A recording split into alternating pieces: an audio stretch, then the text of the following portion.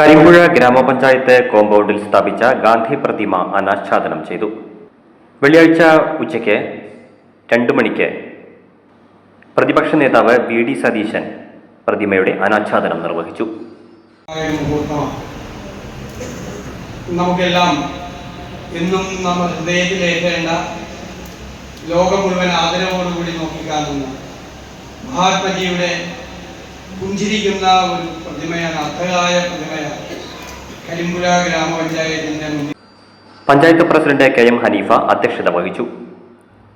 Panchayat vice president N Sajira സ്വാഗതം പറഞ്ഞ ചടങ്ങിൽ സ്റ്റാൻഡിംഗ് കമ്മിറ്റി ചെയർമാൻമാരായ K K Shoukath Ali, K Anas, Sameera Saleem, ആസൂത്രണ സമിതി ഉപാധ്യക്ഷൻ പി എ തങ്ങൾ, വിവിധ രാഷ്ട്രീയ കക്ഷി പ്രതിനിധികളായ P Harigovindan, K Subrahmanyan, P Venugopal, Vijayan Malayil, block മെമ്പർമാരായ ഷീബ പാട്ടത്തൊടി, ഷീജ ടി, പഞ്ചായത്ത് മെമ്പർമാരായ M Mohanan, Ummer Kunnath, E P Basheer, Rajitha Manikandan, R Prabhavathi, C Vijitha, K Ratheesh, C Rukmini, Nisharaman, Chami C, Khadeeja Kasim, Lakshmikuttan, Faseela Noushad, panchayat secretary Rajasree S എന്നിവർ സംസാരിച്ചു.